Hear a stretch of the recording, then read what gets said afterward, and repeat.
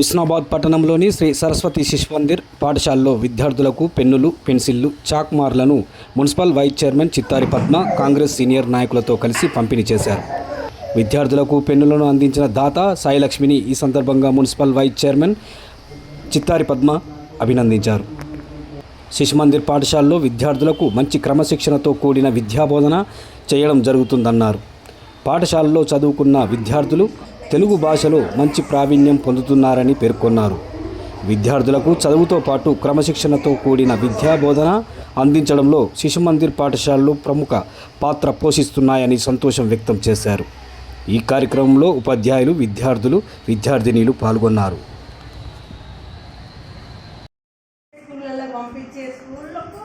Parents ఎక్కువ ఇష్టపడతారు. నా పిల్లలు ఆ స్కూల్లో చదువుతారని చెప్పుకోవడానికి గొప్పగా పెద్ద స్కూల్లో వేసినామని లక్షలు ఫీజు పెట్టి, లక్షలు ఖర్చు పెట్టి పెద్ద స్కూల్లో సీట్ రాకుండా సీటు కొని పిల్లల్ని చదివిస్తారు.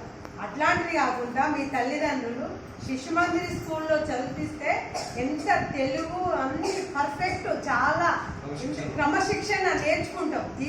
ఇటువంటి స్కూల్లో చదువుకున్న వాళ్ళు ఎక్కడైనా బాగుపడతారు, ఎక్కడైనా పెద్ద పేరు వస్తుంది. మీ శిశు మందిర్ స్కూల్లో చదువుకుంటే చాలా అదృష్టవంతురాలు మీరందరూ తల్లులు.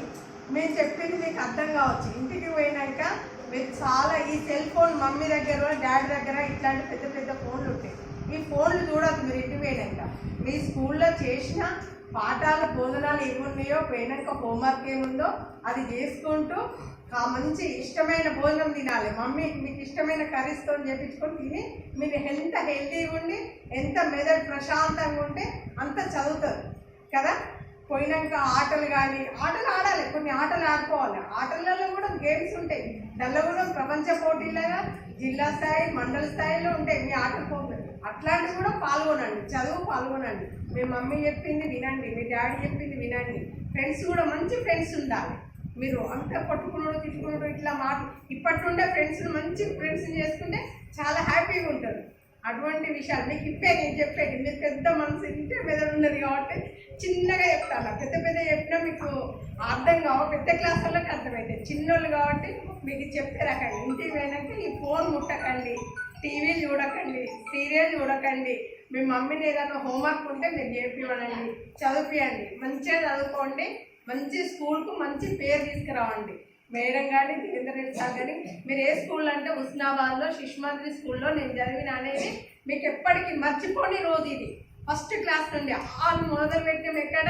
శిశు మందిర్లో ఆలు మొదలు పెట్టాం. ఈ స్కూల్ ఎప్పుడు మర్చిపోము.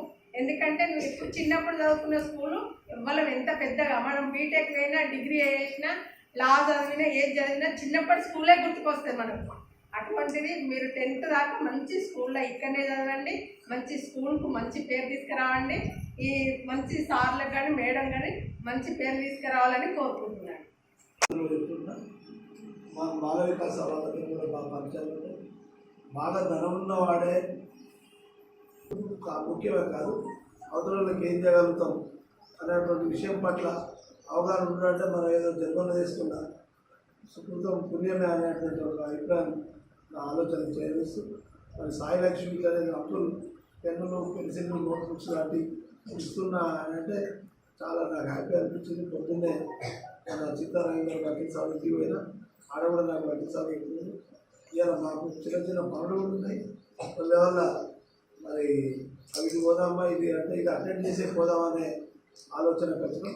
ఇది ప్రపంచంలో చాలా చూడాలి అని నేను మన రావులు వినిపించిన. అంటే మనం ఏమనుకుంటున్నాం అంటే ఒక సాయం చేయడానికి వాళ్ళైతేనే, వాళ్ళ దగ్గర డబ్బులు ఉన్నాయి, వాళ్ళైతేనే చేయగలుగుతారు అనేటువంటి ఆలోచన ఈ సమయం వచ్చింది. వాళ్ళే కాదు, దానికి ఒక ఎందుకంటే ఒక మన తల్లిదండ్రుల సమాజంలో ఒక మాట ఉన్నది, పెట్టని తల్లి పెట్టే తల్లి ఇళ్ళని చూపించాలి అనేటువంటి, అంటే గుణం అనేది ఒక ముఖ్యం. నువ్వు పెట్టబోతే కాడ నువ్వు పోతే నీకు సాయం దొరుకుతుంది అనేటువంటి ఒక సలహా ఇవ్వగలిగేంత పరిస్థితులు ఉండాలి. ఎందుకంటే ఎక్కువ మంది అట్లా ఉండే ఇప్పుడు తప్పిపోయారు. సాయిలక్ష్మిని ప్రత్యేకంగా అభినందిస్తూ మీ స్కూల్ కూడా సరస్వతి విద్యాపీఠం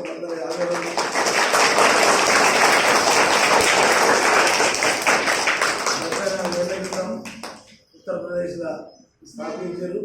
తర్వాత మన ఆంధ్రప్రదేశ్ ఇప్పుడు తెలంగాణలో కూడా చాలా పెద్ద ఈ పీఠం బాగా పనిచేస్తూ ఉన్నది.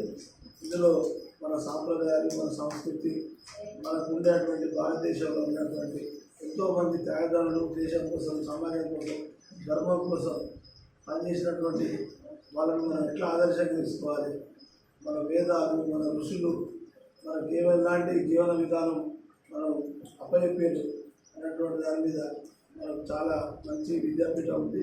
ఈ విద్యాపీఠం ఈ మధ్యలో మారుతున్న ప్రపంచంలో ఇంగ్లీష్ విద్యను కూడా ప్రవేశపెట్టారు. ఇవాళ టీచర్ హెడ్ మాస్టర్ మేడం ఇంగ్లీష్లో కూడా మాట్లాడింది. అంటే మారుతున్న పరిస్థితులు బట్టి మనం కూడా మారాల్సినటువంటి పరిస్థితి ఉంది. మీకంతా రాబోయే రోజుల్లో హిందీలో, ఇంగ్లీష్లో, తెలుగులో బాగా నిష్ణాతులై మీ ఊరికి, తల్లిదండ్రులకు, మన ప్రాంతానికి గొప్ప పేరు తీసుకురావాలి. ప్రతి మినిట్ చాలా కాస్ట్లీ. మీరు బాగా చదవండి, బాగా రాయండి, బాగా రెస్ట్ తీసుకోండి, బాగా హెల్దీగా ఉండండి అని నా అభిప్రాయం మీకు తెలియజేసి సెలవు తీసుకుంటాను.